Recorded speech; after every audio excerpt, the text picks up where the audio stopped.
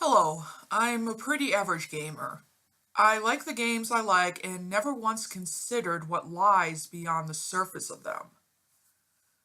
Well, that was until I met a good friend of mine.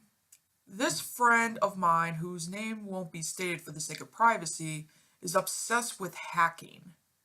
He doesn't do it to cheat, though. He does it solely to find out the secrets behind the games. Leftovers, test levels, developer notes, you name it. He finds it.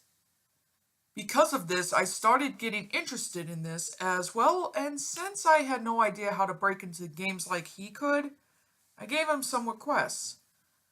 Games like Yoshi's Island, Super Mario Galaxy, and Pikmin were among those that I asked him to dig into. The stuff he found was really neat, but nothing particularly notable beyond unused graphics and such.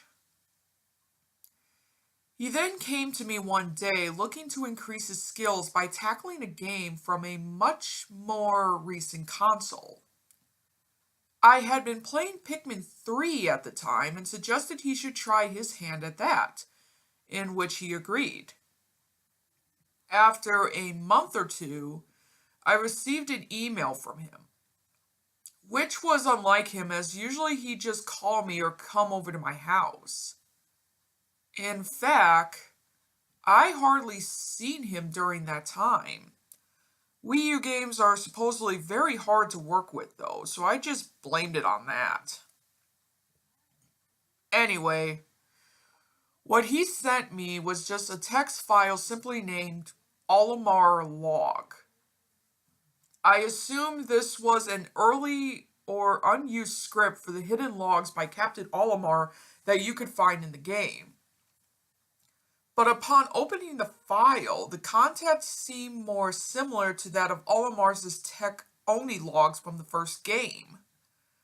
I started reading, absolutely ecstatic about what my friend had found.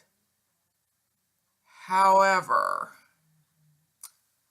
well, I've gone and copied it all down below. It seems as if Nintendo had a very different idea of Olimar's role in Pikmin 3. Make it of what you will.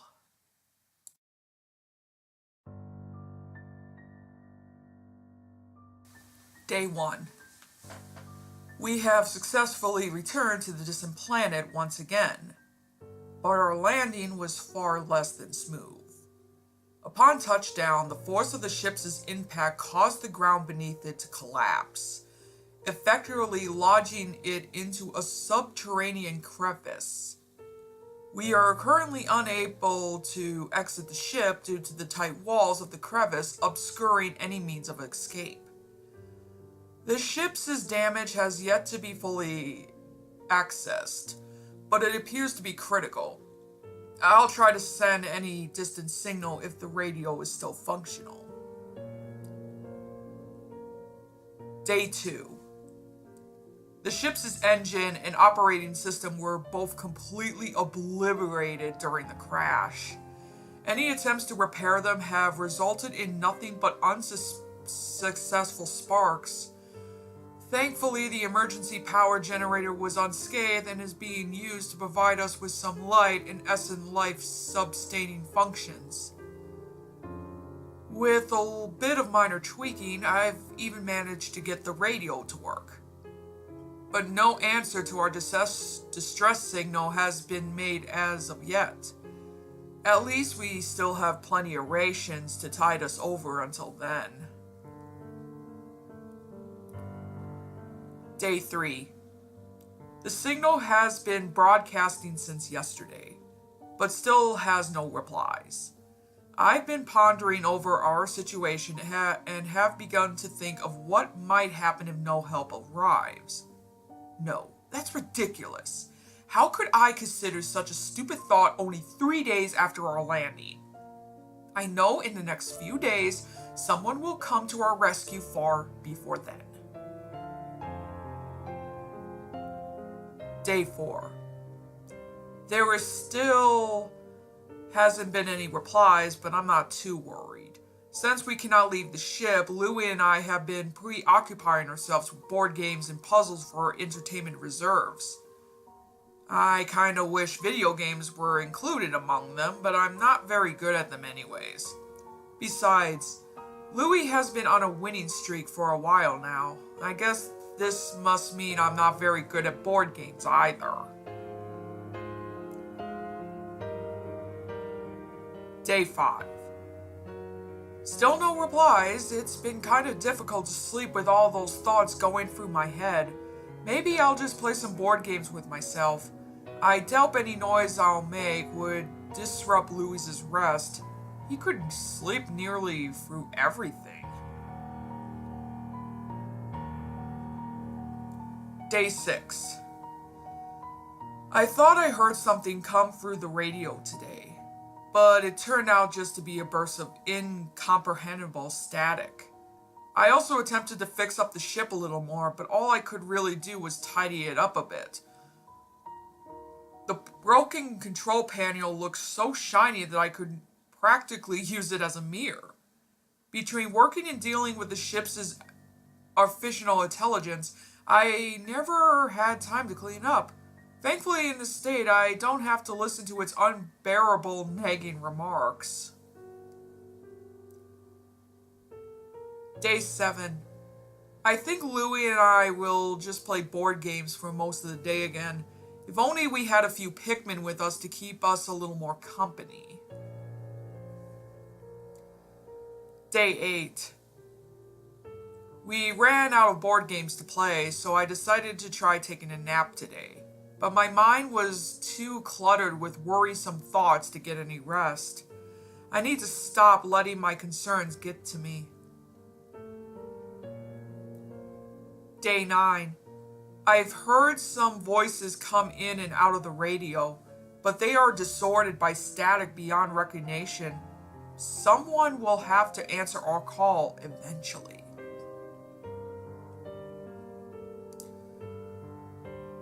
Day 10. I was hit with a sudden jolt of panic today when I realized that our time is limited. Since we are having to rely on the ship's emergency life support systems, we have a span of merely 29 days before they are completely exhausted. To think that in just 19 days... No, I mustn't think about that. This had happened to me before on my first visit to this planet, and I managed to survive.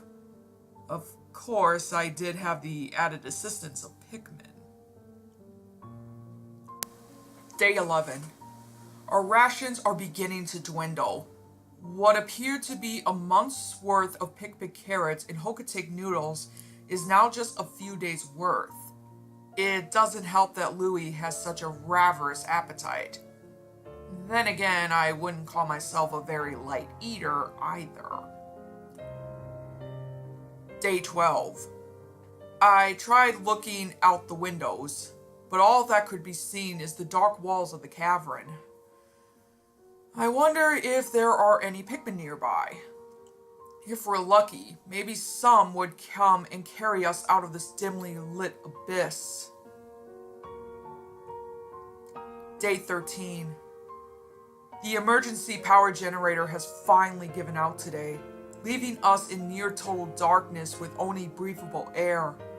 There is still a sliver of light leaking in from the top window though, so there isn't a complete absence. This means the ship probably isn't stuck too far down from the surface. Now, if we only get an answer to our calls. Day 14.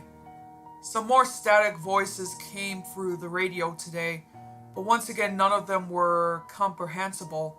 I'm starting to feel as if we may never escape this crevice. Day 15. I wonder if my family back at Hokatake is becoming worried for me since I didn't have the ability to email them back. Certainly, they would have gotten suspicious by now and sent a rescue crew. Right? Day 16. Our food rations have now been dilapidated entirely. Louie and I had a fight over who was deserving of the final piece of food. The fight started out as just mild bickering, but has soon grown into a full-on brawl.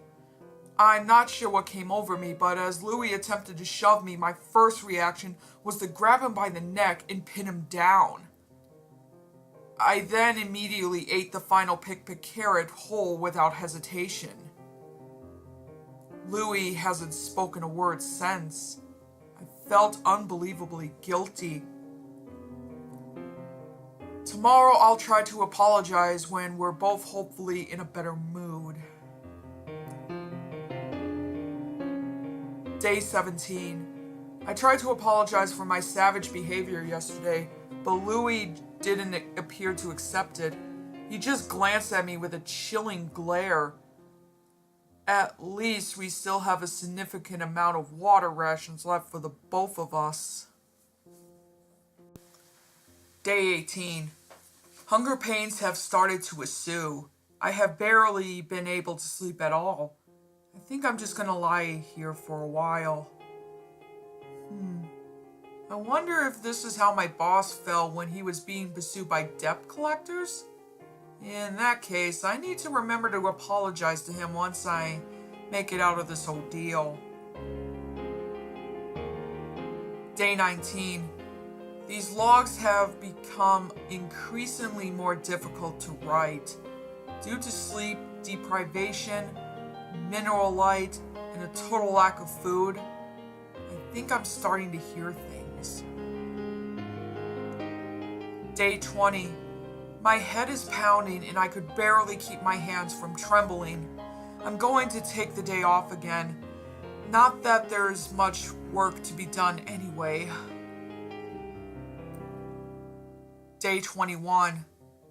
I was so surprised to see Louie laying down across from me when I woke up from my unexpected nap that I nearly shrieked. He's been so quiet lately that I had forgotten he was even here. He looked absolutely miserable, even in the particular light. I'm beginning to wish I had shared that last Pikmin carrot. Day 22. I concluded that we may never receive any replies. I should have lost hope, though. Endurance is key. If only I believed those words. Day 23. Time feels as its pace has been slowly decreasing day by day. I could hardly stand without getting awfully lightheaded. At the very least, the generator's remaining life support system provides us with some essential nutritional boosts. However, it's still nowhere near the support and satisfaction of eating food. Day 24. I feel so weak. If the Pikmin were here right now, I think they'd be ashamed at the loss of their heroic leader's strength. Day 25. Louie finally snapped today. He stood up suddenly and began to beat furiously at one of the windows. I got up and opened my mouth to speak to him, but before I could utter a word, he turned around slowly and gave me an unsettling look that only a starved animal could give. He quickly went back pounding on the thick glass for what seemed like an hour before finally collapsing due to the exhaustion. I didn't dare approach him. Day 26. I awoke from a painful nap to the sight of Louie staring at the same window he had attempted to shatter yesterday. I didn't understand how he could have the strength to stand at all, considering it has been a little over a week since either of us had anything in our stomachs. He's still standing there at this very moment I'm writing this. I'm so hungry. Day 27. As I was trying to sleep again today, I had the feeling I was being watched. When I finally opened my eyes, there was Louis, standing over me with a dazed, hungry look in his eyes. I saw him rise up what looked like a thick piece of scrap metal, and in an instant I knew what he was planning to do. I sprang up just as he swung, missing me entirely. He was going to kill me. I yelled at him in hopes of making him realize that what he was doing was complete madness. But it was useless. He was far too gone. I used the remaining bit of strength I had and shoved him into the edge of a table. I yanked the metal fragment from his hands, and there was nothing more I could have done for him.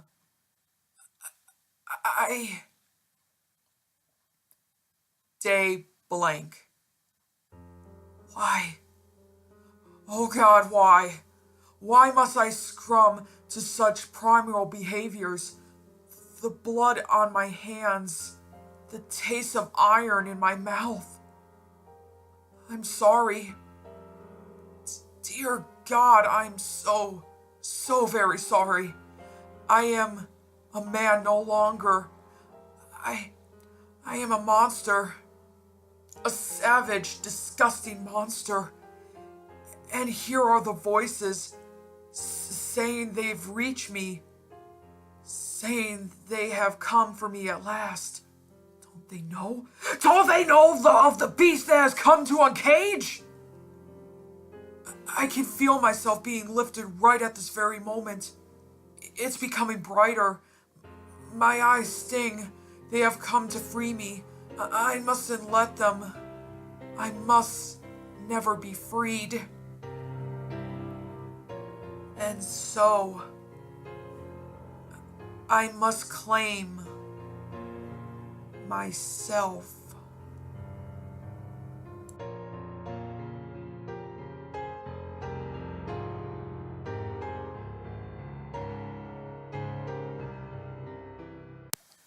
If you like this video, please subscribe to my channel and make sure you hit the little notification bell next to the subscribe button. Also, give this video a like and a comment if you want to. Until then, have a pleasant day.